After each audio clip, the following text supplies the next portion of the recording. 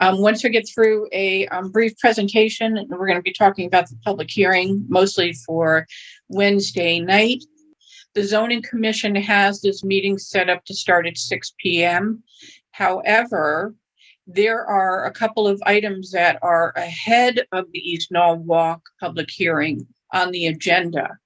And I'm not quite sure what order the commission chairman, Mr. Schulman, will decide to take up business in. Typically what he does is he will do the agenda in an order that gets some of the quick items out of the way so that people who are there for other business may not have to sit through what could end up being a very lengthy public hearing, depending on how many of you show up and how many residents show up. And sometimes they will move things around. So there could be another public hearing that's actually ahead of ours because they may not anticipate a lot of participants. The other public hearing that's on that agenda has to do with a new ordinance that expands the outdoor dining. And I think they may do that before they move into the East Norwalk one. Just a couple things on old business. If you weren't following the news from last week on Zoning Commission, the 25 Zant Street in East Norwalk, the amendment went through to be able to include trade and vocational schools within the industrial 1 zone, which is a whole bunch of parcels, mostly around the that run along the railroad tracks in 136. And then the second part of that was a separate application for them to actually be able to have a trade and vocational school at that location. So the first one was to allow the use in the zone. The second one was to actually allow the use at 25 Zant. The commission did approve it. They approved it with a number of conditions, and they did limit the initial square footage of the school to 100,000 square feet instead of the 150,000 or more. And they plan to revisit whether or not they will allow this applicant to expand it once they do a post audit on parking and traffic conditions. Some of you who were following this know that ENNA and the residents expressed a number of concerns with parking and traffic there. So it does seem like the Zoning Commission was trying to address some of that and forcing the applicant to be able to do some audits, and the city staff will do some audits after the fact as well. The industrial and marine waterfront studies are still underway. The links have been posted and they're on the city website. The Stop 95 Noise program project has launched, and we may still have ENNA representation on that project.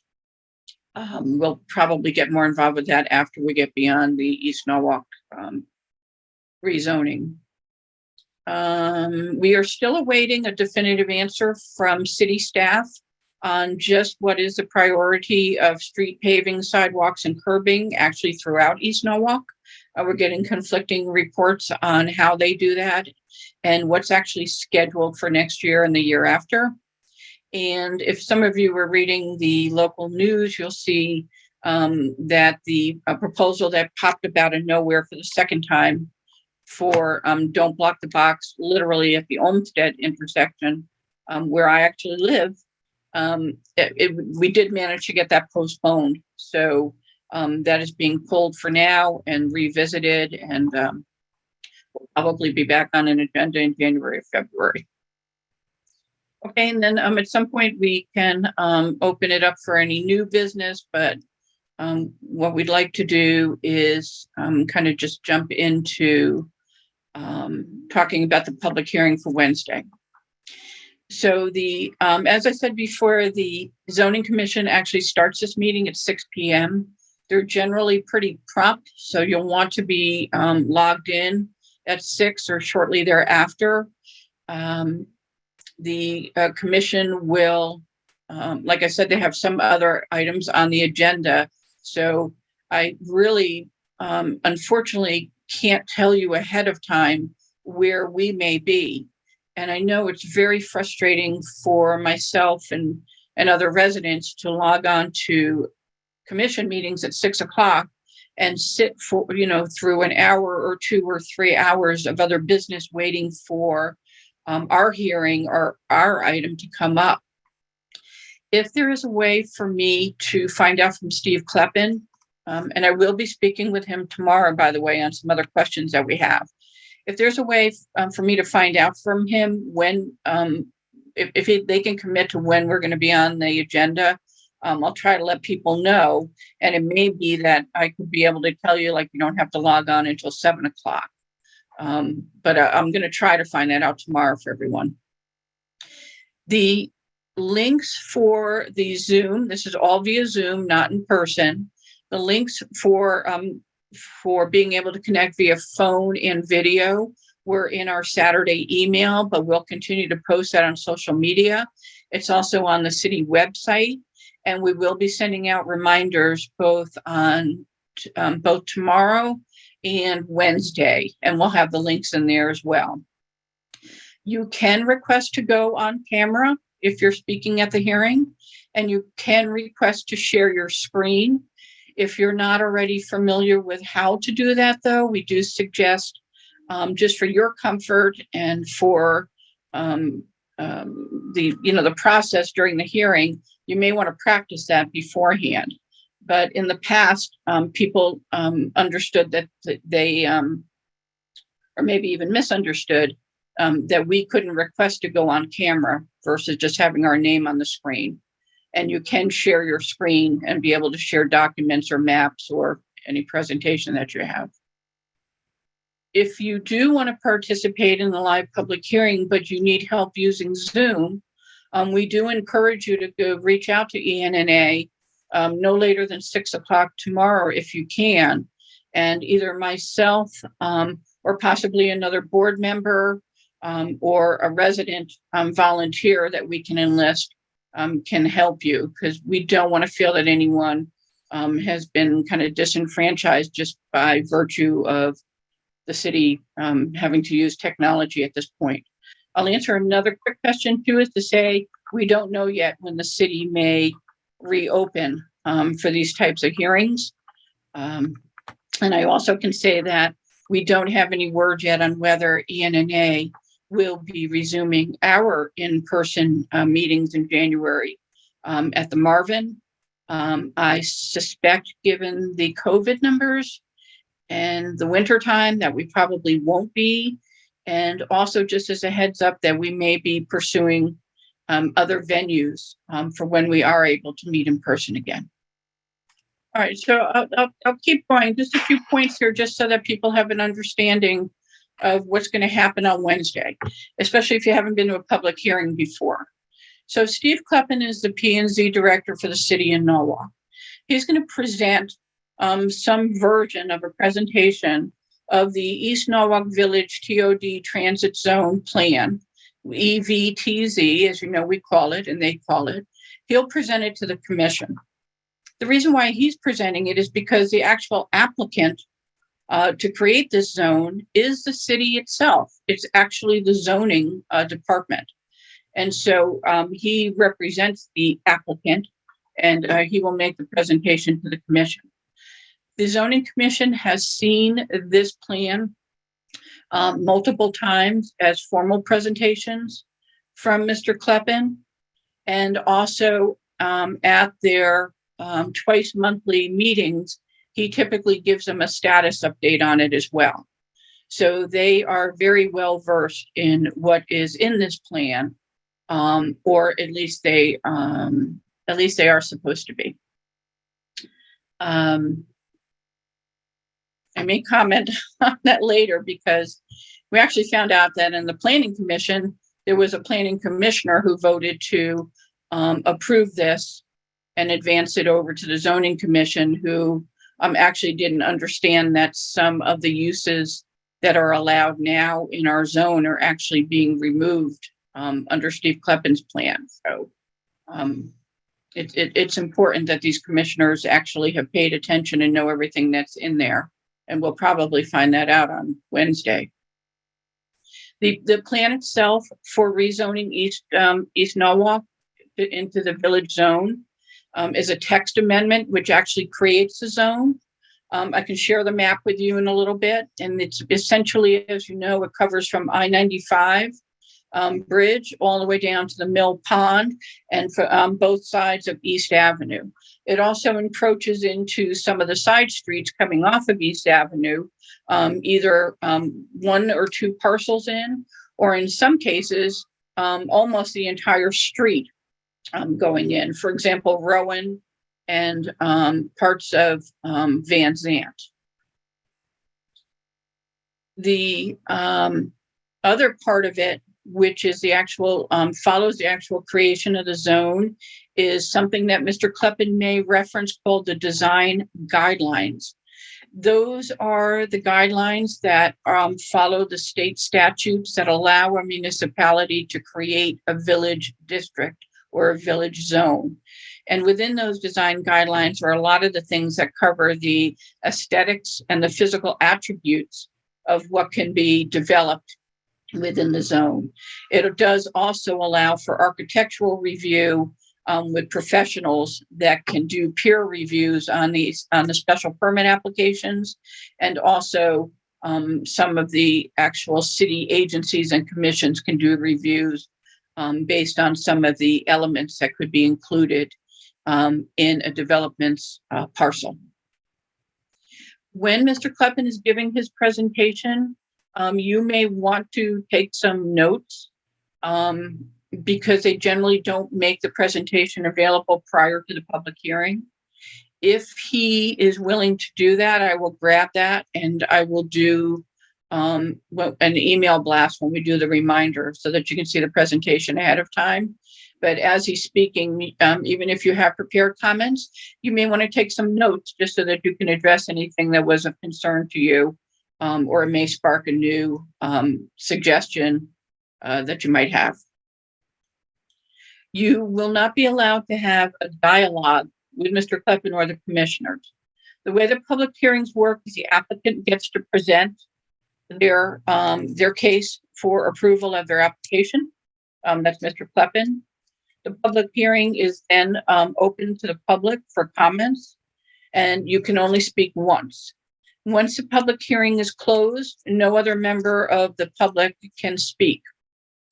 If you have questions as part of your public comments, you may ask those questions of the commissioner, Mr. Kleppen, or any member of staff or city departments that may be represented there, but they may not and usually don't stop to answer those questions at that point.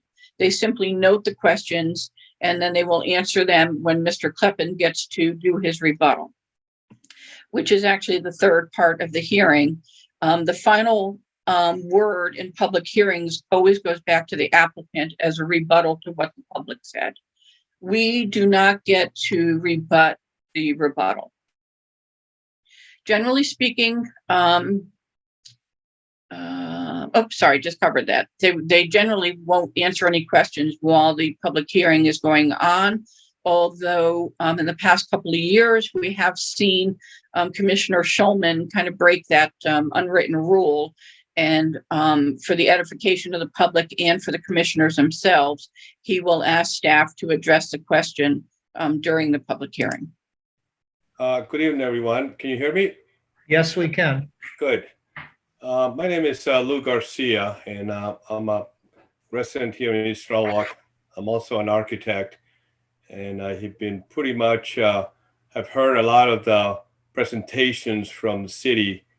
And the reason I wanted to speak now is because I think that we're doing a great job, and we're going to need everyone's help in trying to persuade this committee not to approve this thing, because as far as I can see right now, I believe this is pretty much a done deal unless something happens at the very end. We need to really kind of throw a Hail Mary here and hopefully for a touchdown, because the way that I feel with the chairman and the committee and Steve Kleppen and Steve from zoning, I believe this is pretty much a done deal unless we have a really good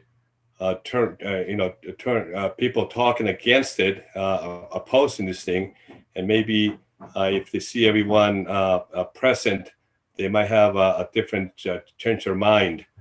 I was also very vocal when they were doing the condominiums here in on Winfield Street, because I live down the street from them, and it did help a whole lot. I was able to be able to stop that project from having 17 units on that small lot to the 11 units that they have right now. And so that kind of shows you that if you're, if you're persistent, there might be some good results. My recommendation would be that, if everyone's going to be talking, is that you try not to ask the same questions over and over again. And I think that will also kind of help with the responses, and also kind of move this thing along, because it could be a very long night. I've been in these hearings, they can go on for 3 or 4 hours. And I think ultimately the boards the members are going to get tired. And I would imagine this thing is not going to go any past around 11 o'clock at the very latest. Yeah. Well, Lou, I can say too, I am going to open this up for comments and suggestions at the end. I just wasn't sure if you had an immediate question regarding what I already covered. Yeah. How many members are going to be present, and what is the vote going to be? Yeah, so I can answer that now. So actually, one of the benefits is, and I do encourage people not to feel censored or stifled, because everyone in the public has the right to have their words in the record, versus saying, I agree with the prior speaker. Because you may not be referring to something that you agreed to. It could have been one sentence that they said, or what prior speaker are you referring to? But the other thing is that as these things tend to go later in the evening, the commission is more inclined to hold it open until the January meeting. And they had, for example, at the public hearing last week on the Sikh temple over in West Norwalk, because they saw 132 people who were in the Zoom room, they had already set a cutoff of 10 p.m. and said at 10 p.m., if there were still more than 1 or 2 people that wanted to speak, that they would carry the public hearing over to January 6th. And that, of course, people who had already spoken couldn't speak again, but they were willing to do that. So, yes, we don't want people to have to feel like they need to be up until, 11 or midnight. But I believe that Commissioner Schulman will address 2 things. Based on the number of people in the room, he'll determine whether or not he'll be able to close the public hearing that night. And if there are 100 or more people, I suspect that he may have to address carrying it over.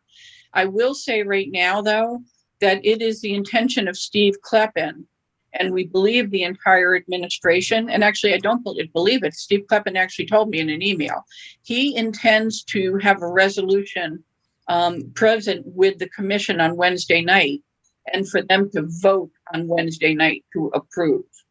And that shouldn't be news to anyone who's on this call right now. He has said since August that it is his intention to be sure that this goes through no later than the end of the year.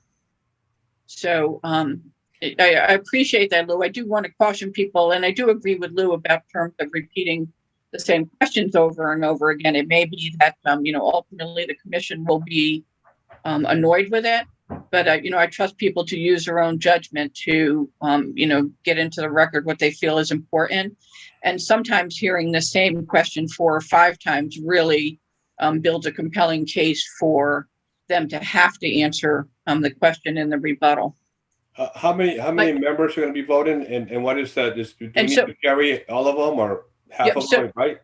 Yep. So I can go through that more at the end, but it's the existing zoning commission that's sitting and hearing this. In order to have a quorum, I believe they have to have 5 people. And so there has to be a majority vote. None of those can be alternates who haven't participated.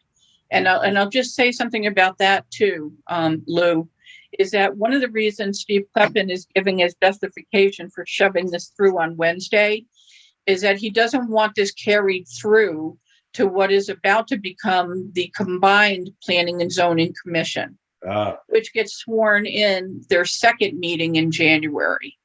And his excuse was that he doesn't want to have to bring all the new members of the combined commission up to speed. when in fact, tomorrow night, we already reviewed the list of the appointees that Mayor Rilling is putting forward to form the new commission. And 10 of the 13 that he is putting through as his appointees are existing planning and zoning commissioners. So in reality, no one has to be brought up to speed, because the other 3 brand new commissioners would go on as what are called alternates, and they wouldn't be allowed to vote anyway. Okay. Just as a side note. So I'll come back at the end and answer any questions on the specifics. I just want to get through this last one here. All right. Okay. All right. Okay. Thanks, Lou. Okay. So you may have been reading ahead here, but to make things easy, if you want, people often forget, and sometimes I do, that you can submit your written comments ahead of time via email. When you do, you simply send them to the attention of the zoning commission at your email, kind of introduction, but you send it in care of the director, S. Kleppen at norwalkct.org. The reason for that is we're prohibited from communicating directly with commissioners. There's a lengthy legal reason for that, which I won't go into now, but suffice it to say, your communication goes to the commission via Steve. I suggest that you get those in. Steve is pretty liberal in terms of timing, but I know his staff is really crazy busy. So my suggestion would be that you get any written public comment into him no later than 12 noon on Wednesday. You can ask that your written comments be read into the record at the hearing. And the reason why I say that is because you're allowed to do that. And I don't think that the commission chairman should be shutting that down. And it's important because with Zoom, they're actually recording all of these meetings, and they are posting them on YouTube. And so anyone who didn't have the benefit of attending the hearing, when they're watching it on YouTube, we think that they should have the benefit of hearing your words that you took the time to consider and write and submit to City Hall. Another note is, if you want to speak at the hearing, contrary to what a lot of people think, you are required to provide your name and your street. Very often people are uncomfortable giving their street number, and Mr. Shulman usually just lets you get away with saying your name and the name of the street. You can speak on camera or off camera, and you can also dial in on your phone to speak. Once the Mr. Shulman, when he opens up this hearing, he's going to give some general instructions on how it runs. He does, for some reason, only instruct the public to be respectful and not to be, discourteous and everything. I find that interesting because he doesn't ever instruct the applicants to do that. But he will instruct you to be respectful and to, not use any kind of foul language or any personal attacks. Once they open the public hearing, staff from zoning, which is usually Brian Baker, he will give instructions to everyone on how to unmute yourself and how to come on camera or share your screen. If you want to be brief, or for a lot of us, a lot of you, us, me, everyone who's really not comfortable speaking in public, it is okay to state your name and address and tell the commissions that you're in agreement, either with another speaker. And you may want to be specific with that. You might want to say, I agree with what Miss Smith said regarding traffic, etc. Or you can say that you are in agreement with the concerns and modifications presented by ENNA, assuming that you are. You can also say that you agree with someone else's statements and or the ENNA statement, but you can still add your own list of concerns or experiences or personal observations. We do find that commissioners tend to pay attention when someone really is relating in a more personalized way. When you tell them things like how long you've lived in Norwalk, maybe where your children went to school.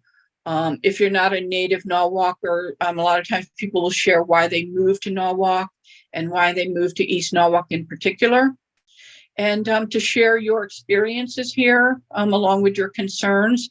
And it's really important that you share your personal observations as well, because none of the commissioners who would be voting on this actually live in 06855 East Norwalk. Many of them are not as intimately familiar with our neighborhood as we are, and certainly our streets and traffic patterns and congestion issues with, sidewalks and walkability and things like that. So please feel free to share your personal observations and how you think that the potential changes in creating this new zone may either exacerbate problems that exist today, or things that you're hopeful for that could alleviate some issues and actually improve the East Norwalk neighborhood.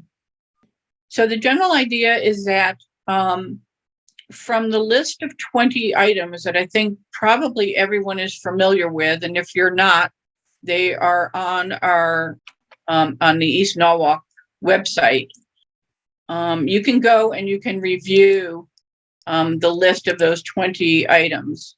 What I'm going to be doing over the next tonight and the next night is compiling this list and adding to it concerns and modifications, really the ENNA ask on behalf of the public. And so there will be a finalized list so that we're very specific with the commission about what it is that we're concerned with and what it is that we want to see modified. Most of you on this call, I recognize a lot of the names, so you already know that our request to have this hearing postponed was formally denied. And so this is going forward on Wednesday, no matter what, but we are going to have an opportunity to at least get in the record that we continue to ask that there be no vote on this actual zone change unless and until the concerns and recommendations of the public have been listened to and adequately addressed. It may not mean anything at this point, given the knowledge that we have of what Steve Kleppin's intentions are, but it does get it on the record again that we are asking for this. And to some extent, it does bolster a case should we decide to have a legal appeal if they approve this. And it's, I know that it's hard to do a legal appeal based on any knowledge that wasn't presented at the public hearing itself. So when you see the ENNA presentation, you're probably going to see some things that you know are in there, and you may say, why do we have them in there again when we know it's not going to happen? Things like the 3.5-story height and the density. And the reason is that we have to have it in there so that if we challenge this, we can point specifically to the fact that we requested this and why, especially if for some reason this were to get to court.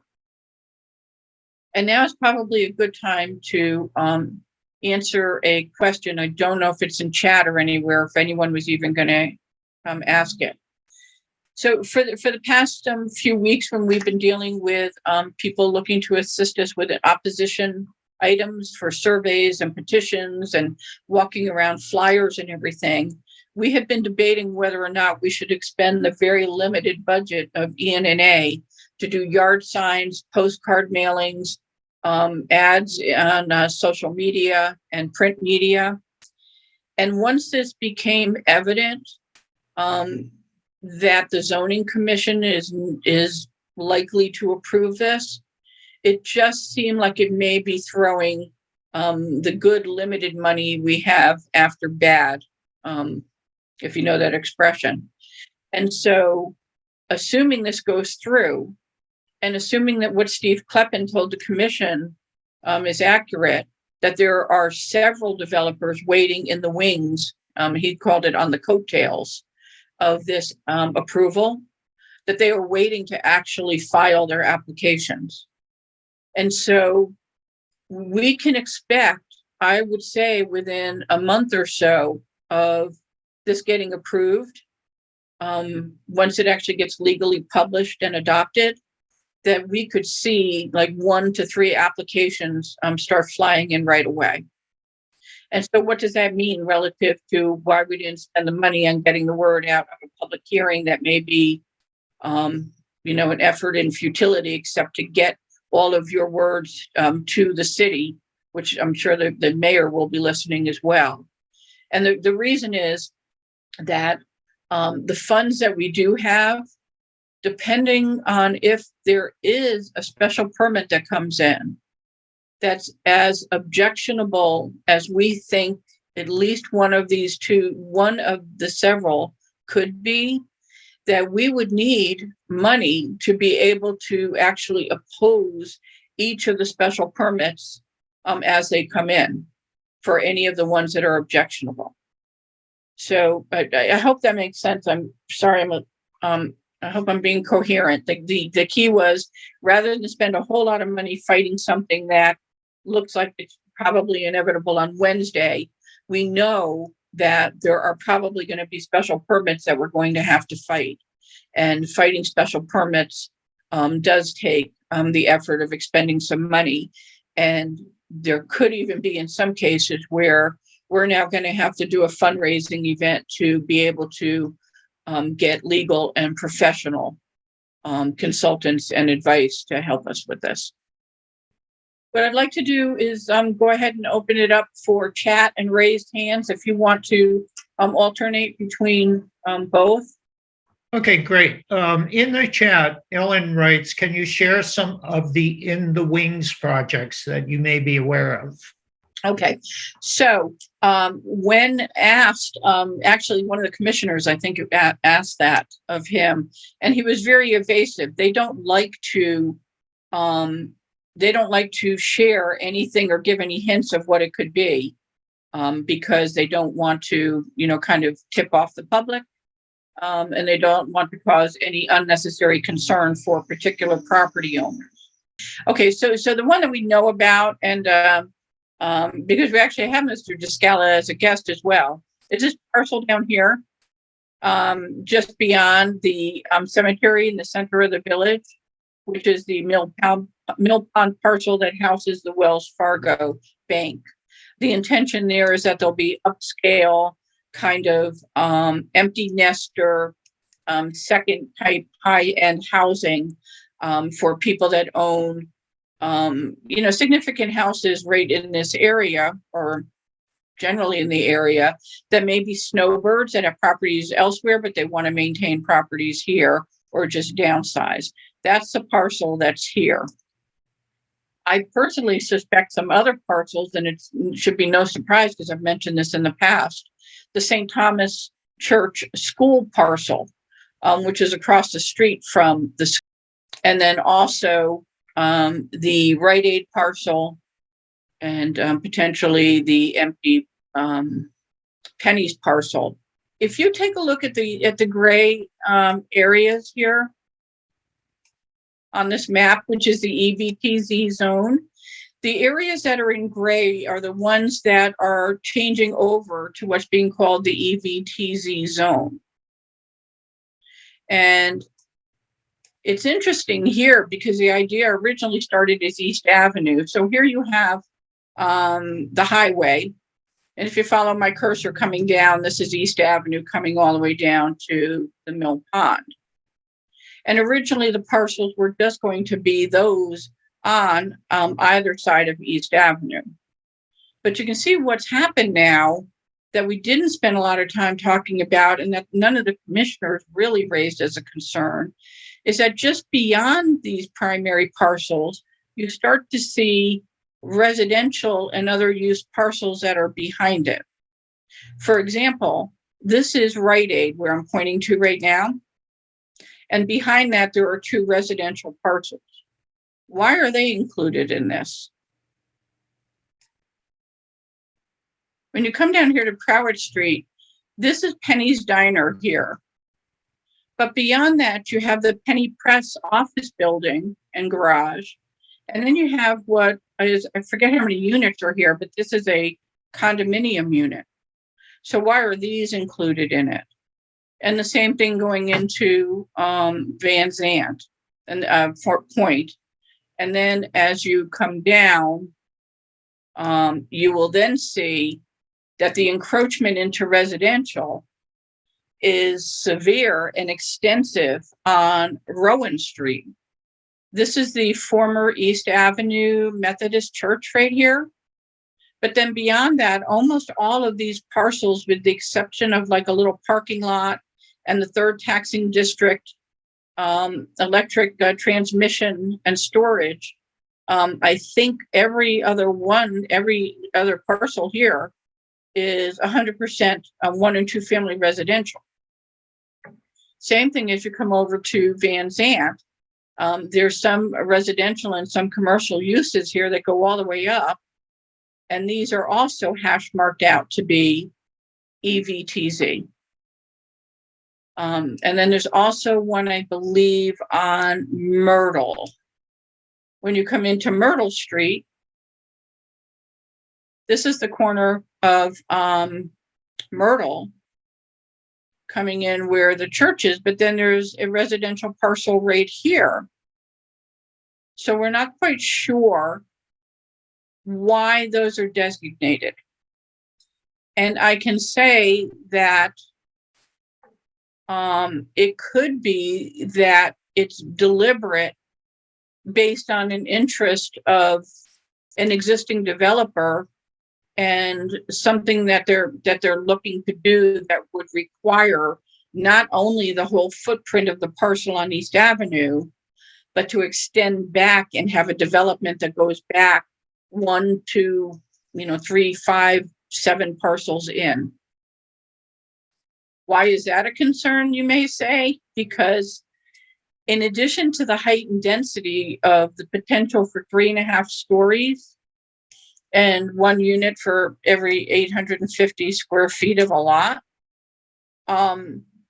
Steve has also raised the minimum lot size for these zones, for this zone, from 5,000 to 10,000 as the minimum. And there doesn't appear to be a maximum in terms of what a development could be. So I could be way off the mark, but in my mind, and having seen plans, drawn like this for a while, I would say that the idea is that these parcels would be combined to be advantageous for a larger development parcel than what could have been done, even by some assemblage that's going north to south.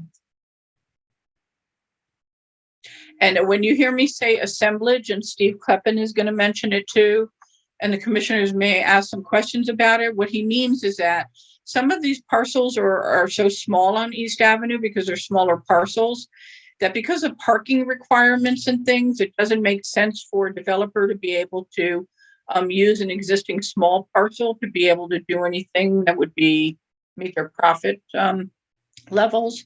And so the idea would be that developers will come in and start to assemble abutting and adjoining parcels. And sometimes they start doing that ahead of approvals because they feel very confident it will be approved. And other times they start assemblage as soon as they know the zone is going through. Sometimes assemblage can happen very quickly because owners are eager to sell at what could be a premium price. And other times it takes years. But we know from other areas in the city and around the country when we study these things, that if we know nothing else about deep-pocketed developers, is that they also have just enormous patience and time.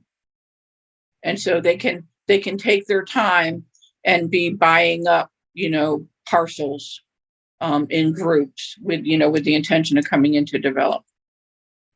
Okay, Ellen just asked one more question to finish up on this. Would this indicate that perhaps the developer might try to get these properties through eminent domain for the good of the town? Okay, so nothing in this plan allows for or anticipates eminent domain. And our council, after the debacle of Reed Putman, I won't go through the history of that, but any old timers on here will remember. At one point, our council made a decision that the city would never use eminent domain for private development going forward. Now, the other thing you should know is that contracts and things like that in Norwalk are written on ice cubes. So basically that can change overnight. There wouldn't be eminent domain takings for the betterment of the community that had to do with economic development for like the grand list. And we would, I mean, really, there would be such an outcry that we can't see that happening. And I don't think that the city, because this isn't a redevelopment zone where you have developers who have been granted development rights like you do under the redevelopment agency. I don't see that happening. But Ellen, I will add this. If a developer comes in and they're looking to develop something and they want it to be a public-private partnership with the city that would include, say, a 2 or 3 story parking garage, even though the city is committed to no eminent domain or takings with this particular zone change, I would say, anything would be on the table at that point, because it could be, an argument to say that, this benefits the community and therefore they would consider it. But I would say it's unlikely. Okay, Judy has her hand up. Please accept the prompt. All right, thank you. First, my first question was about disseminating information. I'm wondering if you just couldn't put together a 1-page, you said you had, comments and, issues. If you could put it all on a page that you could email out to us, and then we could sort of print it out ourselves and disseminate it to neighbors. The page that you're talking about, first of all, that's interesting, Judy, because I'll just add this as a note, for probably a year now, we have been asking Steve Kleppen and city staff to do basically what we call an executive summary of what this zone change is all about, and to do it in layman's terms, to basically say what's there now, what would be changing, and what are the pros and cons, and what does that mean? Especially for the benefit of the 75 or more property owners that are directly impacted by what he's about to do here. So what I'm intending to put together is the actual, presentation that would go to the zoning commission as part of the public hearing. I think there's enough information on our website that you'd be able to print out. Instead of trying to recreate another document, or just take the introduction. If you take the introduction from our petition and copy and paste that really gives all the background before it gets into the link to the 20 specific concerns and modifications. All right, well, on your map of parcels, there were some parcels way up Winfield, sort of just south of Bridge Street. And I don't know what those parcels are. Are those the delis? Why are they so far away from the rest of the district? So if you're looking up, you're looking up Winfield, you mean, over here? Yeah, the light blue in this thing. area. Yeah, the light blue things between the railroad. Okay, and so the light blue ones are the proposed changes that actually go to C residential. And this is, I think it's the C to, I think it gets changed over to C residential. I have to move this over a little bit here. This is in line with the changes that Steve actually, those are not part of EVTZ, which is literally the green, the gray coming down, but it's part of the overall TOD plan, which the Planning and Zoning Commission has already approved. These are the parcels that would be changed to C residential. All right, so only the gray parcels are the affected ones. Those are affected by the actual EVTZ zone change, right? that raises the height and the density and the uses and all that. Exactly. And my other comment is that somebody was asking about taking. And it seems to me that while they're not doing what they call taking, they're doing constructive taking by, denying people of value of their property as it used to be. I mean, if something was residential and it's no longer residential and you can't sell it as a residential property. Well, you can, so I'll clarify that. And that's a good point, Judy, because any of the parcels that change now, they automatically become what zoning legally calls a non-conforming use. So they're grandfathered. Right. So, for example, the 1 and 2 family houses, right? Steve has removed 1 and 2 family as a use in this zone. So all the 1 and 2 family houses that are over here on this side of East Avenue automatically become non-conforming. Now, what that means is you're right, that it does limit the potential for a current owner or a future owner to be able to expand or do any substantial change to the property while it stays non-conforming. They would have to jump through hoops and go through the Zoning Board of Appeals, which is a process to be able to get it as an exception. And honestly, I'm not familiar with how likely that would be to happen. Now, our concern is that we finally convinced Steve Kleppen to identify all these parcels and to send a letter out to each property owner that's affected. Yeah. What he didn't do was include in that letter to tell them, you are now zoned, this, and you're going to become that. And here's what that means to you. And here are the pros and cons. He did not do that. And so many of these owners, and I think some of them are absentee owners with tenants who aren't going to have a clue as to what's going on. Tenants meaning residential and business owners. They're not going to understand or have the time or the bandwidth or probably the interest to just simply call or email Steve Kleppen, which is what he told them in the letter to do if they want more information about it. Now, to be fair, Judy, okay, because I like to give both sides of the story. Yeah. It also means that these properties could have significantly higher value once this change goes through. Because what they're allowed to do then, in terms of new development, either doing it themselves or selling it to a developer who's eager to do just that, they could actually be able to sell their property at a much higher premium because the highest and best use now would warrant getting significantly higher selling price. So, and they can also do it themselves then too. Someone who would really like to expand their smaller, 2-family parcel that's on a big enough lot could certainly take advantage of the new things that can be done in the zone, and they can do it themselves.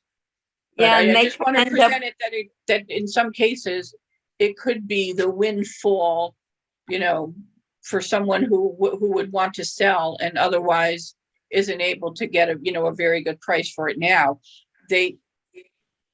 I don't know if they have to disclose to a prospective seller. I forget how disclosure laws work in Connecticut.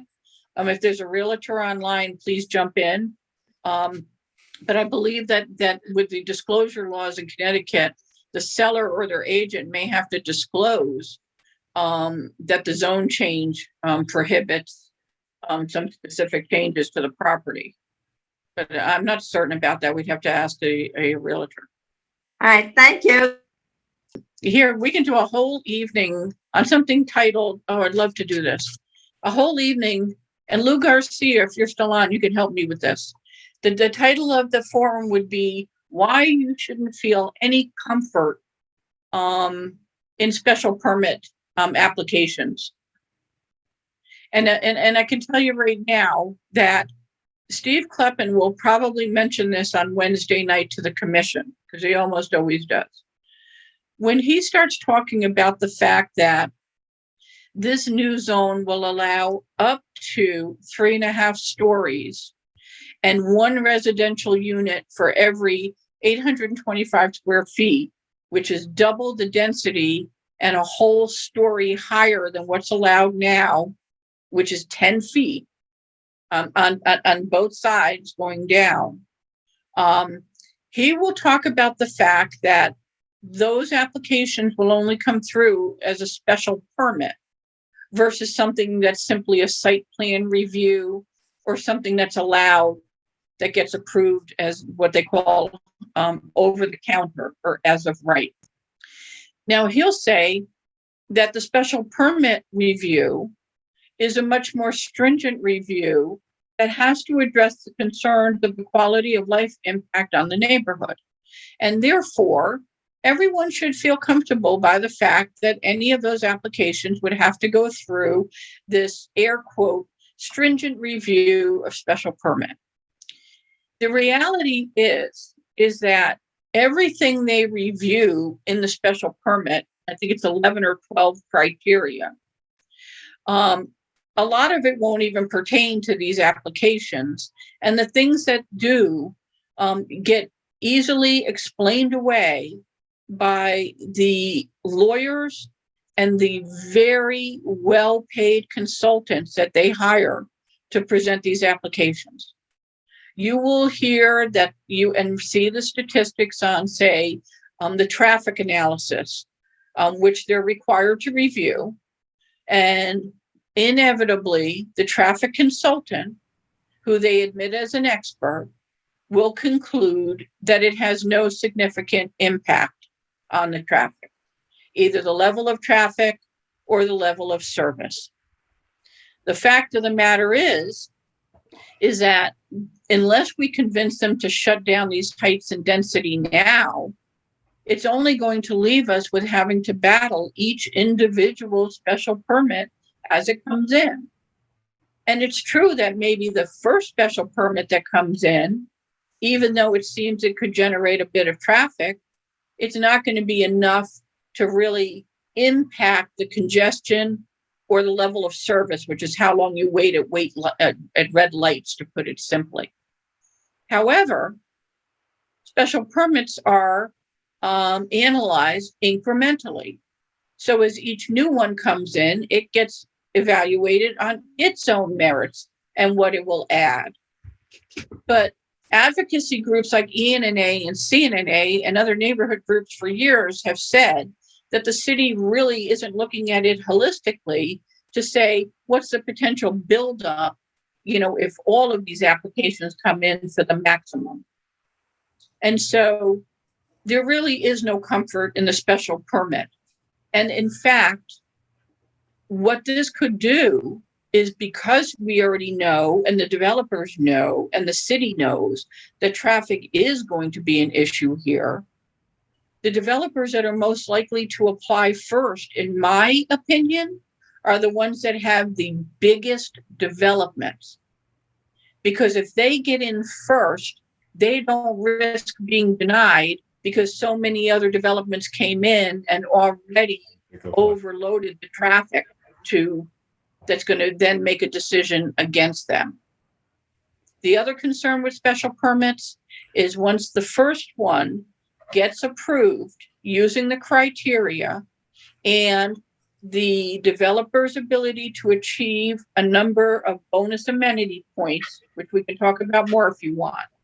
Once they approve the first one, and if there's a lawyer on here, you can correct me on this, it's my understanding that they have no ground to deny any subsequent ones that meet the same criteria that the first one did. So that's really part of the reason why we tried to get as much effort into shutting this down at the beginning as we could. One thing that I was going to add to the conversation, I've been saying this to the board many times before, and I'm really hoping that they're going to postpone these things so we can get other board members, not board members, committee members, as part of this decision making, because the ones we have now, I don't think they're going to be very much against this thing.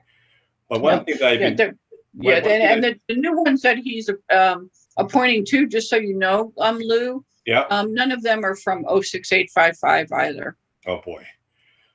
But So one you're thing- right. We need to make a better effort of seeing if we can get people to step up and volunteer. And we know that it's a real time commitment for people to do it. But, in the absence of representation over here, we have people from, a gazillion different parts of of Norwalk deciding our fate. And that's just not right. Well, one thing I've been trying to kind of drill into this committee is that as an architect, I know all about parking. I know all about, congestion. I know all about how to maneuver cars in and out of buildings. And the one thing that I still to this day don't understand how the board the committee can do this is that they're talking about putting retail on the first floor, okay? Which I think is kind of a nice concept if you have, like a studio or a small bakery or a small restaurant or, some pop and mom's kind of retail store on the first floor. Yeah, That's wonderful. I think that'll be a wonderful thing to add to this area. absolutely. Yeah. The problem with that is that at the same time, on the ground level, you have to be able to park cars Yes. for the remaining apartments, 2.5 stories of apartments they're going to have on top of these buildings. Right. And they're talking about each apartment gets 1.3 parking spaces per unit. Right. 0.3 is kind of a stupid kind of number because no one has 0.3 cars. But what they do is it actually does help the developer. Instead of having 20 cars, now he only needs 16. Right. So that's how it helps him with the count. But still, I think it's going to be almost physically impossible to put parking on the ground level and at the same time have these stores or these mercantile kind of use, because you can't have them both physically. It's impossible to have both parking and stores at the same times. I'm not sure how, unless they do underground parking. And if some developer with big bucks is willing to go in here and dig out all these sites and put underground parking to be able to sustain the requirement for the parking of the apartments and also for the commercial areas, then that might be a different story. Or they're going to need to put a pretty sizable parking garage in this area, which could also be done. And I've done a few of those, and it could be good looking. And everybody thinks of a parking garage as something that is like the ones we have in Norwalk, which are not very attractive. But you can make them attractive and you can make them nicer looking. But something is going to have to give here, because you're not going to be able to do both of them at the same time. And I don't think it's a real difficult concept, but I don't think anyone in the committee has actually grasped that. Yeah, and you've brought it up to them a number of times, and I think they're still missing it, Lou. I just don't get it because a couple of things happen with the parking. Is that first of all, if we are attracting the type of businesses where it might require somebody to drive over here, or even some of us, many people are reluctant to patronize a business if parking is a pain in the neck. Of course, and we know that. That happens in South Norwalk. Exactly. And so, and I've mentioned this before, I basically do nothing in South Norwalk because of the parking situation. Right. The second part of that is that when you create this parking dilemma, you're going to create people, driving angst, double parking with their flashers on, circling blocks, waiting for a space to open. Not to mention delivery trucks and everything. And it's kind of sad because when the city approved 230 East Avenue, which is the Spinnaker project, Brimmons and Crown at the railroad station, that would have been an ideal site for a parking garage for a whole host of reasons. For commuters, right? For residential right there, and to support our local businesses right here, at the village. I can tell you, Lou, that there was something in this plan in the beginning that mysteriously disappeared. I mean, at the very beginning with the consultants, was over here on Fitch Street. Yep. To consider having an assemblage of properties here, where this side of Fitch Street, which is mostly commercial, and the substation, could also have had a fairly decent designed garage that would be central enough to to support walking here. But I agree, and I don't understand why the appointed commissioners just aren't hammering this. I mean, we know it's going to be excessive cars and parking issues. So I can't answer your question about why that hasn't been a showstopper already. And you know what's going to happen is that people who be coming, who's going to be going to these apartments or these stores are going to be end up parking on Raymond Terrace and all those streets. Right. All those neighbors in those streets, you better get ready to have cars park in your street day and night. Right. Olmsted, Myrtle Street, Fitch, Yeah. down to St. John Street. Yeah. People have to be able to park somewhere if you live in an apartment, or people have to be able to go to. And then it's going to be it's going to be the battle that we see on some of the side streets. I mean, I'm thinking of Osborne comes to mind, and the places where we don't have enough residential parking now. It'll be a real battle and create a lot of disturbance in the neighborhood for people who come home from work and they're battling cars that are either at restaurants or in shops but the one thing is now we do have to say this could fall under the be careful what you wish for category, Lou. Is what we don't want to happen is for the city to get in bed with the predatory Norwalk Parking Authority and have them come in and start doing solutions. Because there, as you know, from Wall Street and West Avenue and Sono, I mean, it's just brutal enforcement of parking, and they don't give any benefit to the residents at all. For example, the parking lot that's the temporary lot where they took those properties by eminent domain next to the train station on East Avenue at the corner of Fort Point where the bakery was. We asked multiple times for the parking authority to open that up after 6 p.m. at night and on the weekends when there's no commuters, so that people could park there and they could go to Nog Pizza and Pasta and Tacos Mexico. They could go over to Don Carmelo's. They could go to Station House. They could, I mean, there's not even cooperation there that would actually benefit, our local businesses. So I'd be concerned if anybody's solution to this would be bringing in the parking authority and having them control everything, unless as one of our board members has long suggested this, Roberta DiPasegli, that the city has to include consideration here and elsewhere for residential only parking passes for residents. Roberta would like to say a few words. Hey, Diane, thanks for mentioning the resident parking. And actually, that's what I was going to ask about. I mean, is anything moving in that direction? What's the status of that? So I haven't seen anything definitive, except I do continue to see it in city communication, both in this plan and other plans that are on the table. The mayor himself has acknowledged it on a number of occasions. So I do know that at least the city is aware of it. And I think that they had also, probably in addition to what residents were doing, but they were also investigating how other communities were doing it.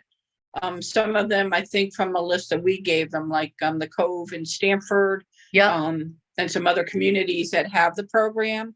And just so people know what we're talking about, it literally is residential only. And so the idea is that you have a permit that's either linked to your license plate or some sort of a placard like that hangs in your window or on your dash that identifies you as a resident. And either for all hours or for certain hours, you would have to use that in order to be able to park. And I think in some instances they would be looking at resident guest parking too. So like it may be that you get 2 passes depending on the size of your house, and that could accommodate a guest. The question with that too, Roberta, though, is that they have brought it up because I think they know that it's a popular topic, and it does have to be addressed, especially within like East Norwalk and Silver Mine, Rowayton, some other areas that are older. Mhm. But the question would be, how do you enforce it and by who? Is it police enforcement? Is it parking authority enforcement? And how does that get done? But the other thing too, in conjunction to that, which is also another suggestion that you made, was to be able to open up some of the unused public parking Mhm. that the city owns, to be able to have residents take advantage of that. And in the case of Osborne, Mhm. at Seaview, Mhm. that whole empty lot at Veterans Memorial Park at the back gate on Seaview. Yep. And you could have the same thing. It could be based off your license plate with your what do you call it? The the beach sticker, the beach program. Yep. So Uh-huh. it could all be tied off of that. It's very Yeah, easily. It's just a exactly. I mean, matter- we're already doing it for the beach. We're already, I mean, even printing out stuff to go to the transfer station. I mean, it's not Yes. really that big a deal. It's like you just Exactly. do it and like it's there, Yeah. And it feels like it should be an easy fix. And I understand the enforcement being an issue, but how do other communities enforce it? Right, yeah. It's not like they have to reinvent. Yeah, the no, I don't think wheel. it's rocket science. I think some of it too is just moving it up on the list, but also the city really would have to do a pretty good evaluation of where it gets done. It kind of almost could become, who's ever been around a while and actually ENNA was a part of this. Some people may remember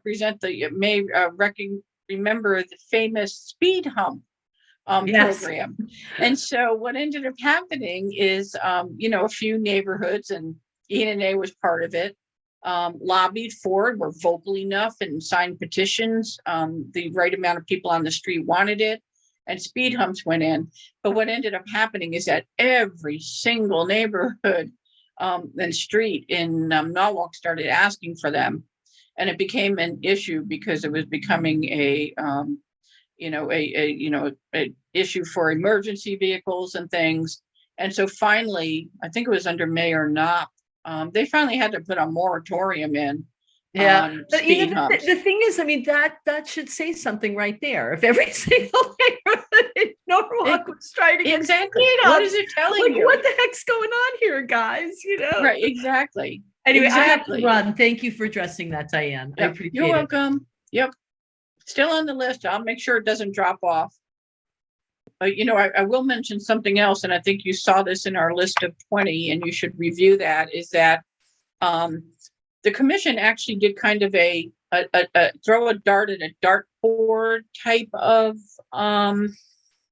exercise to determine what they thought the maximum size should be on retail before it would have to go to a special permit.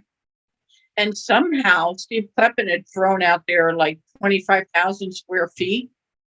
25,000 square feet, it sounded like a good number to him, but he didn't give any, recognizable kind of iconic examples of parcels in Norwalk that have 25,000 square foot, structures on them. It's literally the double the size of Rite Aid.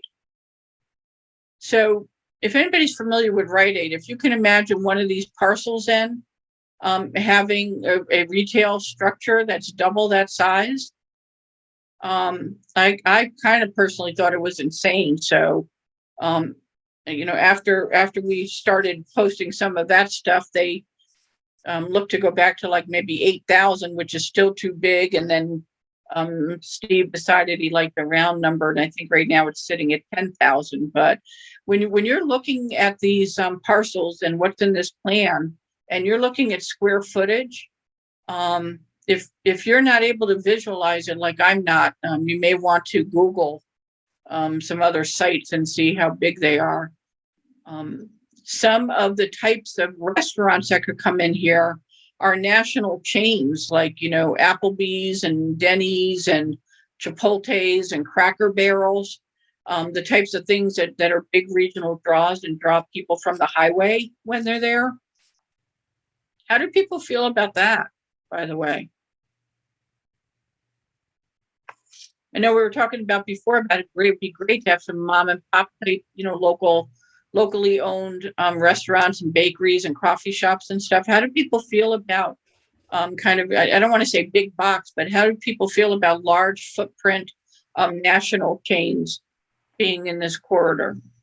Anybody? Ellen jumped in and said that would be terrible for the neighborhood and for property owners. Okay, anybody else?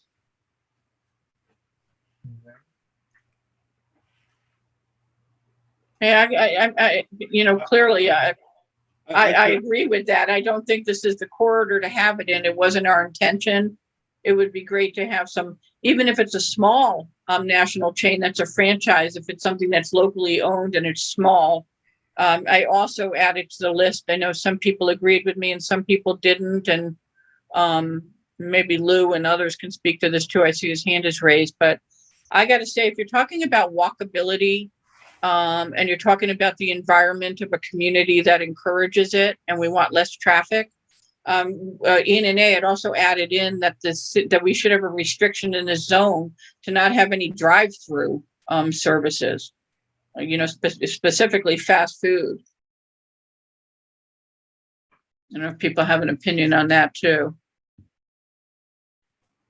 Yeah, I'm going to jump in one more time. 2,500 square feet for retail spaces is almost 25,000. 25,000. It's crazy because, just to give you an idea, if you took 100 times 250 square feet, that's 25,000 square feet. But you're not going to get 100-foot wide anything on this site. Most of the sites here might be maybe 50 feet wide, maybe 75 feet wide. So if you took 25,000 square feet and you divided that by 75, which is about what you can fit into this lot, you would have something that's about 300 feet long, which is insane. Mm-hmm. So even at a store that let's say you have a small restaurant that's 8,000 square feet, and you divide that again by 75, that's about 100 feet long. And and even a small 8,000 square feet is really not a small restaurant. I mean, some of them are. You got 70 feet wide by 100 feet long. That's a pretty big store. Big restaurant. Well, Lou, you may not be aware, but it's in our documents and it'll be in our presentation that you guys will see. Yeah. What the city uses, it's called a bulk and height schedule for the zones. Yeah.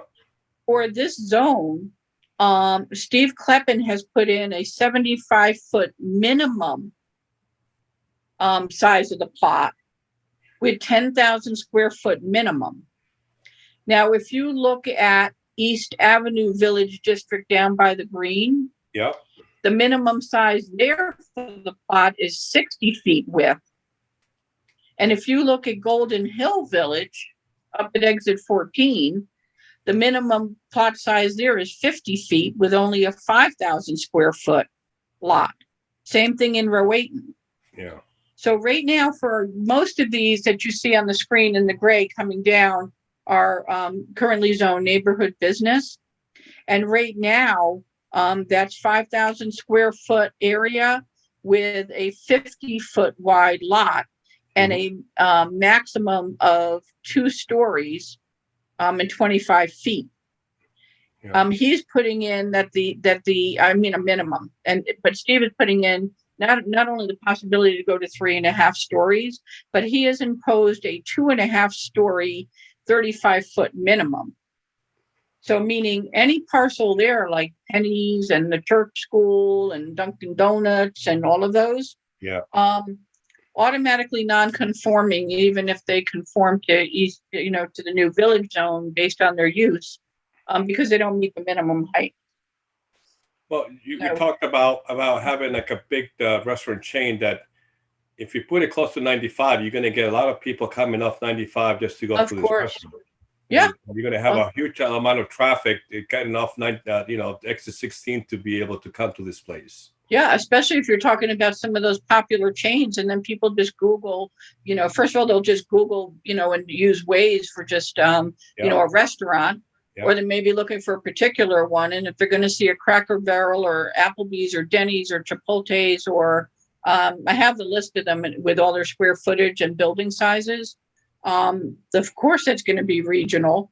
Number one, they need it to be regional to be successful. And they are very high highway draws for travelers. Steve will tell you that that they don't have any control over who can build what, and that's the truth.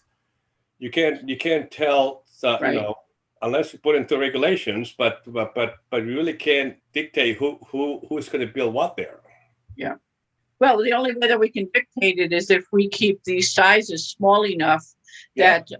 that the square footage and the lot sizes don't meet the minimum requirements for these chains. Yeah. And even though some of the chains have now modified, and even the retailers have modified, they do mini versions now of their existing ones. This can still go low enough to have a smaller restaurant, you know, something that would be, you know, more agreeable to the community. And that way he could block it, but I'm sure that he won't. Another thing people really need to understand is when you're a developer or a property owner and you're looking to attract tenants, you want to attract the type of tenants that are going to sign leases that are going to be there for a long time. Sure. Those tend to be large national chains or franchises. Mm-hmm. And so what you do is you develop your retail and your restaurant space or, you know, commercial space to be large. And what it does is it essentially blocks out the mom and pops.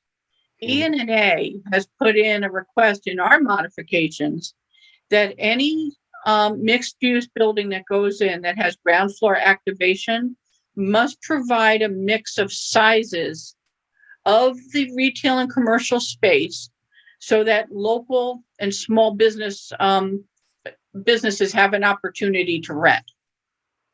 It is a game that developers played, and when I was doing the research, it's not just here, it's all over the country. It's kind of pathetic. So they have put in a bonus amenity point if the developers reduce the square footage rental for commercial. But the fact of the matter is if they're going to require, I think it's some of these too, they're going to require a 15-foot high ceiling in the ground floors, in the industrial parcels that come along here, that we wouldn't stand a chance really of getting the mom and pop things that we would like. I mean, I would love to see a small, you know, coffee shop, as opposed to a Starbucks or another Dunkin' Donuts. I have nothing against them, but this isn't the corridor for that. I'm sorry. Yeah. The Dunkin' Donuts that went there actually should never have gone there, and apologies to if he's on this call by any chance, but sorry, it shouldn't have gone there. Ellen has her hand up. Hi. So I couldn't sit by anymore. This is really bothering me. They're selling this as our East Norwalk Village District, yet they're going to allow big box store, not necessarily big box stores, but larger stores and chain restaurants, et cetera, that completely takes away from the Village District. It was my understanding when it was sold to us that we were being compared to the downtowns of Darien and Rowayton, and that's the type of quaint village district we were going to get, not an extension of Route 1 in Westchester. Right.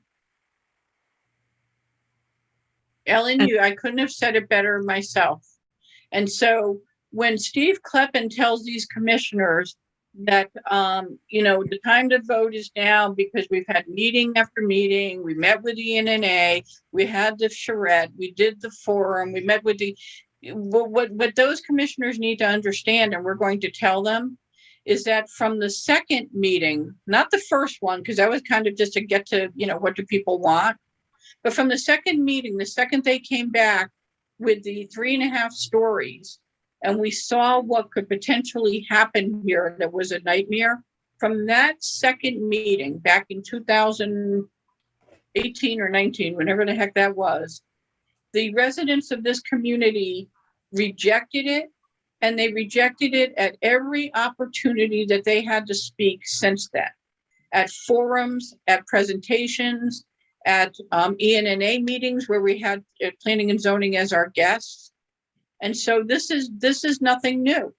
As soon as we saw that that was the potential, residents rejected it. ENNA, you know, ultimately takes a position based on the residents' input for the people that are informed and engaged. And this is what we were saying, that not only aren't they doing what people wanted and expected from this, they're doing exactly what people begged them not to do. Exactly. And they also need to take into account the value of the properties up the street from the main drag where all this stuff will be.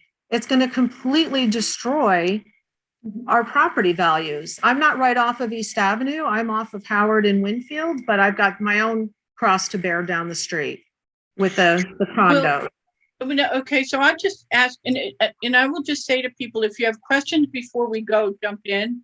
But I would like to keep going like another at least 15 minutes so we can keep discussing this. Am I talking to Ellen Garcia? Yes, you are. Oh, okay. So now, okay, let me ask you this.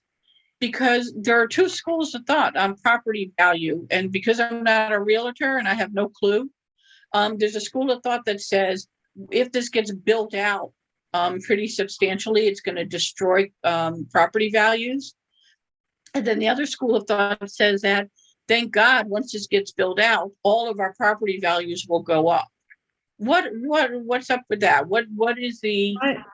Well, my gut feeling on all of this, having been doing this a long time, you put in those big chain restaurants, you get all these transient people coming off the highway to go to the restaurant, and who else is coming off the highway? And let's say you live on Raymond Terrace, who's going to be going down your street and scoping out your place? And who's going to want all that traffic on East Avenue? It completely changes the vibe of the neighborhood and turns us into feeling like a city off of Route 1 in, Rye or Portchester. Oh my God, I know. But let me just play devil's advocate with you, because the flip side of it says that we have an inactivated, underdeveloped and underutilized corridor where it's not really walkable and doesn't have the amenities that the actual neighbors would want, vis-a-vis the bakery and the coffee shop and the bookshop and the services and things like that. And so the flip side of it is that once you have enough people living here, that becomes the financial base for businesses then to come in. It's like a catch-22 thing. And so the devil's advocate side of it says that once you have all of these then nice amenities with these new businesses and restaurants and services and public plazas, and that it will increase the value then by having people, want to live here, work here, and play here. So I'm not saying I necessarily agree. I'm just saying that this is the flip side. And I think it has to do with the size and the nature of the businesses that are on East Avenue. okay. If you've got, the Cracker Barrels and the Denny's, I'm sorry, Right. but Yeah. not the same kind of vibe that you expect in a village district. Right. You go Okay, downtown. so it really Manhattan. is tied to the nature and the size of the business. So even if there are Exactly. smaller businesses that are attracting people from other areas just by nature of what a great little shop it is, or they offer something you can't find somewhere else. It's not going to turn us into a destination by Right. having, Denny's on our main road. If anything, it's going to detract from it. We're not going to get the upscale New Yorkers moving to Connecticut and East Norwalk because we're so quaint. We're a little village place to go that happens to have South Norwalk to go and do the city vibe. Right. It's going to change our whole corridor into something not quaint, but I don't want to use the word trashy, but not the same upscale vibe that we all came to East Norwalk for. Right. We're not Rowayton and we're not Westport, but we're not an inner city. And I think it would give us more of that, drive through Portchester on the main road kind of feel. Right. Okay. Thanks. The special permits for the maximum amount of height and density and size and all that good stuff is tied to not only the criteria for special permits that the zoning commissioners have to evaluate, like traffic and impact on infrastructure and city services and access to public transit, all of those good things. The developer, in order to get to a couple of different higher levels of density and height, they have to provide what are called bonus public amenity bonuses. And so I'm assuming most people are familiar with that, but if not, email me, call me, something, and I will bring you up to speed. They're also on our website and on the city's website. The reason why I want to talk about this is because somewhere along the line, when we were objecting to how ridiculous some of these public amenities are, things like, a water filling station for your water bottle, and maybe, like a little pollinator pathway for the butterflies in the back of a big development.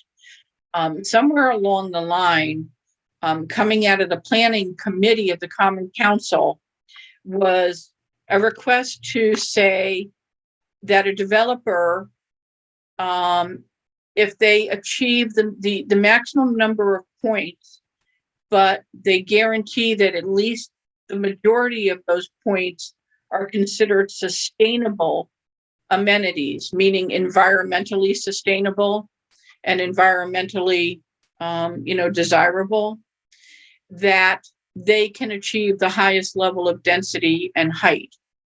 And so right now, the way this is written and what the commission is going to see again on Wednesday that they've already fallen in love with is that the maximum density and height is achieved by getting a total of 20 points. 13 of those points must be out of the sustainability category. Now, the sustainability category ends up being all of the items that really are most beneficial to the developer themselves. In order, just flipping up through here from my list, I'm sorry, for them to be able to build their property, it really is beneficial to them. This is the one that's the sustainability amenities that they only have to achieve 13 points on of the 20. And what we did here was we listed the amenities down the left-hand side, and then we categorized them based on whether they benefit the developer financially, whether it benefits the developer by their ability to attract tenants, whether it primarily benefits the tenants themselves, be it residential or commercial, and which of one of these benefits directly benefits East Norwalk residents. So in the sustainability amenities that they can combine, you'll see that the bulk of these actually financially benefit the developer. So it does nothing for our community when they include these in accumulating their points. Things like a green roof, green walls, pervious pavement to reduce runoff, because they have to spend a lot of money in terms of managing storm runoff. A rain garden, solar panels, sustainable building techniques, and a sustainable site. So as you go across here, you'll see that most of these benefit the developer either directly financially or gives them an opportunity in their glossy PR and marketing to be able to attract tenants, or benefits the tenants themselves. Does everybody understand that? When you come over to the last column, basically, there's only two that could directly benefit East Norwalk residents. One is a community garden, and that would be presumably for, vegetables and herbs and things. And even if they were to put that in, it would probably benefit only a small, percentage of the residents that are here. There's only one that we think would benefit us directly, even though all the rest of them are good for the environment, and that's the community garden. The problem with that is that the community garden is the least possible amenity that the developer would look to put in, because it requires property and maintenance and liability and doesn't really add any value to them. And even if they did do it and benefited East Norwalk residents, it would benefit probably a small percentage of East Norwalk residents versus the whole community. The second one which would benefit residents, and it's questionable, is pollinator habitat, but only because pollinator pathways and habitat benefit communities as a whole in terms of ensuring, pollination and, all the good things that come with that. Every other one of the available amenities that a developer can include to get 13 points of the 20 to get to the greatest height and density benefit them and their tenants. Some of these are actually even required now in our building code, and others should be required as the price of entry for doing any new development in East Norwalk or Norwalk at all. So the fact that now it's easy for for a developer to be able to accumulate these points means virtually every parcel that's eligible in this zone could easily reach the ability to have the greatest number of height and density. I'd just like to talk about what you just mentioned, Diane, and you're absolutely correct.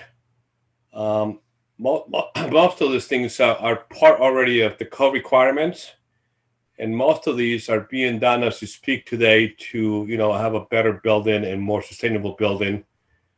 So it's all part of the construction. They're going to say these are going to be a piece of cake to be able to get through them, because I'm working with a lot of those items in all the projects that I'm doing right now, and it's just part of just everyday living now.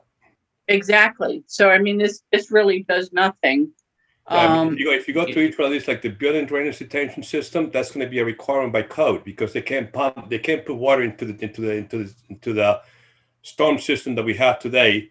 The community garden is going to be an impossibility. We don't even have room for parking there in my gardens. The green roof is something that we're all doing right now, because it's also something that's nice, and it's also very green. Green walls, the same thing.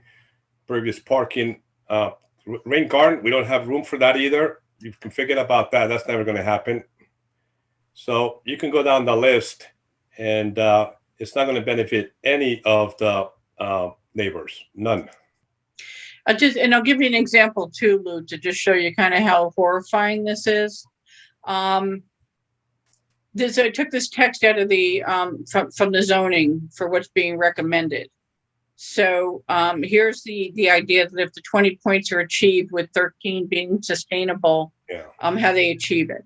So I just took a combination of all the different categories of amenity points, and I have 13 of the okay. Oh, can you guys see my screen again? I'm sorry. Yes. Okay. So I have 13 points with the sustainability, LEED building standards. Can you see that here? Mm-hmm. Which they would, most would be considering doing anyway, because it keeps their own energy costs down for the building. Solar panels, again, it's in their best interest for energy efficient for at least a developer, and potentially for any commercial and office clients that are in there. And the pollinator habitat, because basically it's a small garden and it really does nothing. So there's the 13 points right off the bat. Then on top of that, they can do some kind of relatively, ridiculous things that should be there anyway. They can get 3 points for shaded public seating. Well, of course, that's going to benefit their commercial tenants as well. If you think that most of these, restaurants and shops and stuff could have seating, and they could have seating for their own tenants, it's something that really benefits them. The way public seating and plazas are normally done in these private developments is it's very hard for the public to discern that they can actually go onto the property and use it and sit there. Even though the zoning commission is saying that it must be, prominent that it's for the public and there should be signage. They get 2 points for public art. I'm not sure what the benefits are there. And quite frankly, public art and its beauty or meaning is in the eye of the beholder. So I have a lot of concerns on that. Given the one on West Avenue, they literally can get a point for the water bottle filler, for filling water bottles. Oh boy. And they can get a point for having free Wi-Fi, which, again, is going to benefit their own tenants. So, I just grabbed a bunch of these, and I think most of you guys would agree that this is extremely attainable at little or no cost to the developer. That's correct. To what am I saying? To put in. Yeah. And definitely little or no cost to the developer to maintain in perpetuity, which is also a condition, by the way, that we got in there. You just can't abandon this stuff after a couple of years and then say, well, we qualified it. Yeah. I will make one other point, is that when a developer comes in and they offer all of these great public amenities, and there are some others that are better for us, I think, very often from the time that their zoning application is approved to the time that they're ready to start pulling building permits and things, and they've gone through all of the other, city agencies, they will then come back to the zoning department and start saying that it's a hardship for them to include some of the amenities that they originally agreed to. Mm-hmm. And it's usually the ones that usually get pulled are the ones that would have had would be most beneficial to the public.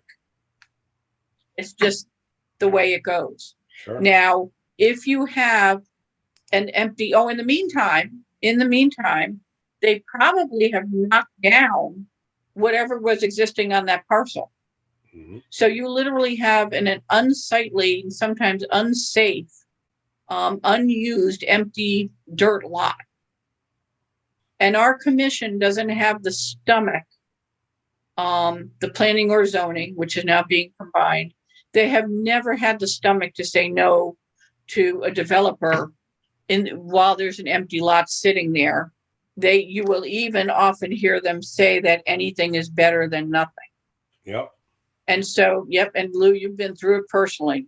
Mm-hmm. And so what ends up happening then is the developer comes back, they say, well, the dollars really aren't there.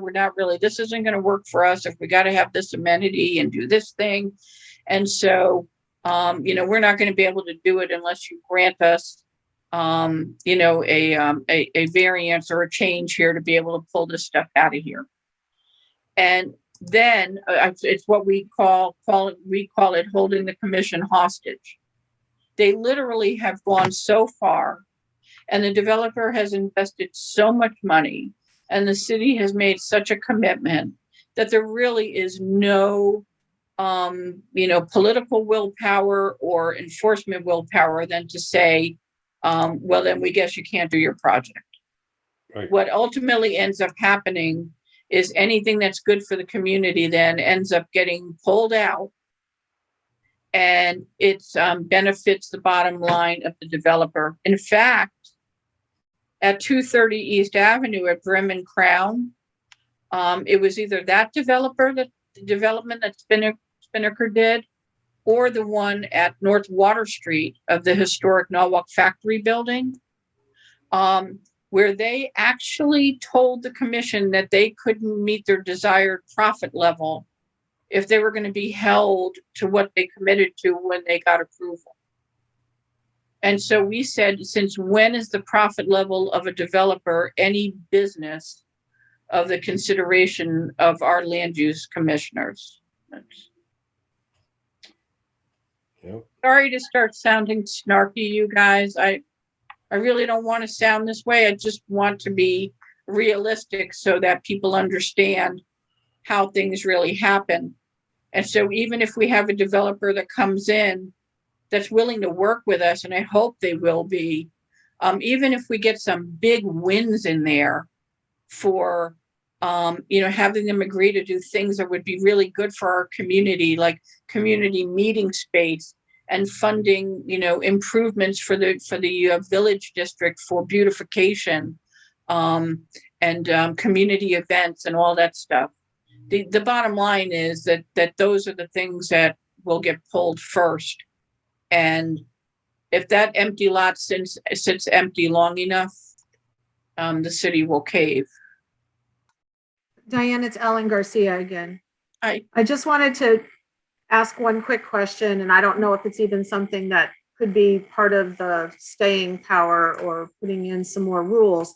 But as far as the zoning of what types of businesses and sizes of businesses, would it at least be possible to put in some sort of restriction where they cannot be large corporate clients that are occupying these locations in order to maintain our village feel?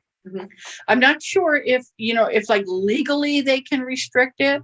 But we're putting the request in, and we believe that they can do it by virtue of restricting the size. And so it would automatically preclude, 99% of anyone that's a large national chain or franchise from operating there. But I don't know that they can actually word it to the extent to say, that we don't want them there, because I don't think that they can restrict trade and commerce. In Wilton, for the longest time, as I'm sure you know, you couldn't have a liquor store because liquor was banned in the town. Right. So if they were able to have some kind of restriction like that, why couldn't we have something? I mean, I know it's a legal question, but just a thought. That's a good point to say it as a liquor store, or to be able to restrict it to how they restrict, like, gas stations or adult businesses or different types. It's certainly worth asking, and I'll put that in as part of the same commentary on, looking to exclude them. Thanks, Ellen. Yeah, no problem. Thank you for everything you do. Greatly appreciated. Thanks, Ellen. I know that we are all opposition weary. We would like to be working on some positive things that we can support. And it is very discouraging to understand at this point that for all intent and purposes, it's a done deal. But as I've said before, at many ENNA meetings, it's our goal to inform residents so that you can be engaged to the level that you want to be. And that when these controversial things come up, at some point we need to be able to look back on some of the ones that don't go our way, and just be able to say that, to a realistic level, we did everything that we thought that we could do to fix this. And if we can say that at the end of the day, then I'm just proud of everybody and ENNA and all the residents that we can do that. And I know in hindsight, we live and learn. We've identified some things in particular to this that we wish we had done. And we'll kind of, learn from that, and we'll carry it forward to the next one. But come Wednesday night, I think everybody needs to be able to be proud and say that you did what you could to the level that you could devote to this, and that we did everything that we could to influence a different outcome. And at the very least, the more that we do on Wednesday night could actually set us up for an appeal that, possibly, could go our way, or at least bring this back to the table to force them to address some of our concerns. Watch your emails and our website and everything, everyone. And we'll be getting some more stuff out tomorrow. And then we hope to see as many people as possible on Wednesday night. Plan on signing on by 6:00 just in case. And again, if I can get Steve Kleppen to nail down a better time for us, then I will try to do that. Okay. All right. Thank you, everybody.